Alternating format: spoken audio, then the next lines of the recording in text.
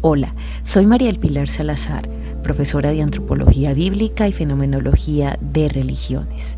Estás en Lecciones de Biblia y Ciencia, un espacio dedicado para quienes quieren aprender algo más de la palabra de Dios. Aquí encontrarás temas relacionados con la Biblia, temas teológicos, estudios bíblicos y áreas particulares de la antropología bíblica, la apologética cristiana y fenomenología de religiones, entre otros.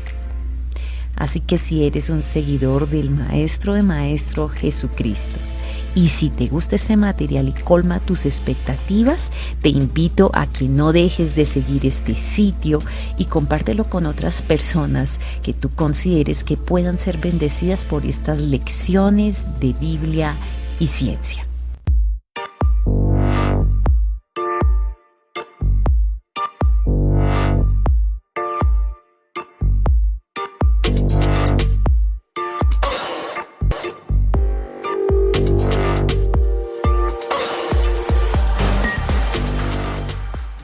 Los rasgos característicos de la explicación racionalista de la religión incluyen un retorno a la explicación de sus orígenes análogas a las de los sofistas y epicúreos griegos.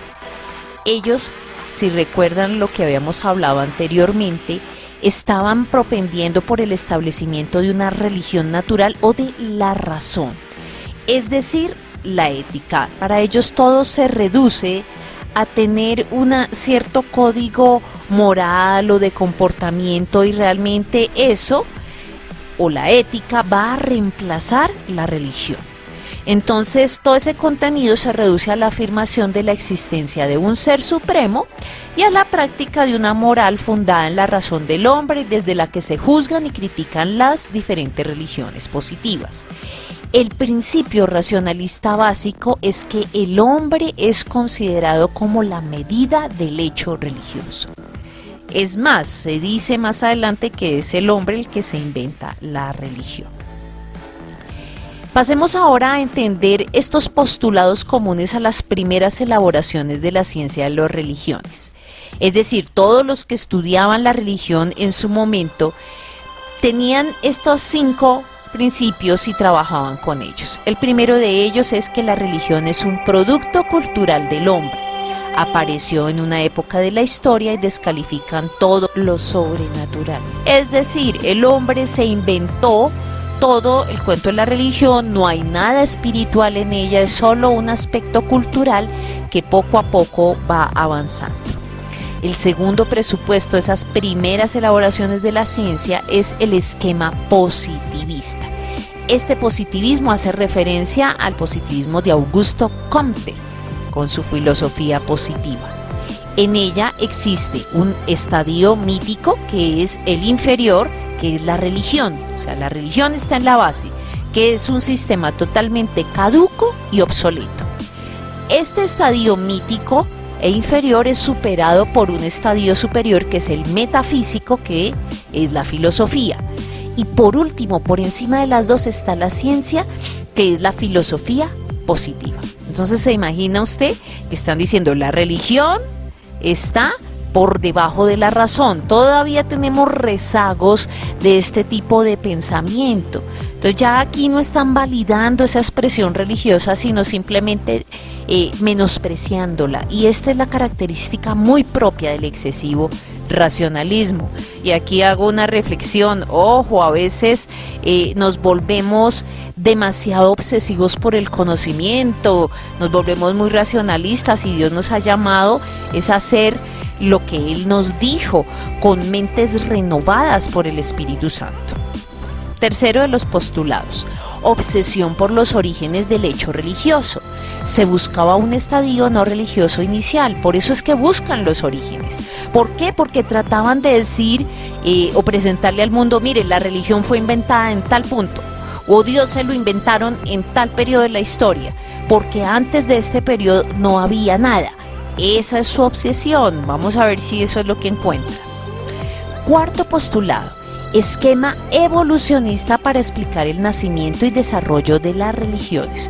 Aquí encontramos teorías de progreso o degeneración, Entonces la religión es vista como un organismo o un sistema natural. Entonces, bajo el esquema evolucionista, podemos decir que las religiones nacen porque están buscando los orígenes, crecen, se reproducen, pero también mueren para darle paso a algo más elevado que es la razón o, en su máxima, la ética. Y todas estas formas de hacer ciencia en ese momento, todas utilizan un método común que no es el comparativo. Mire esto, reduccionismo comparativista. Aquí revolvemos peras con piñas, todos son iguales, todas las religiones son caducas, todas son obsoletas, todos son un producto cultural, no están discriminando nada.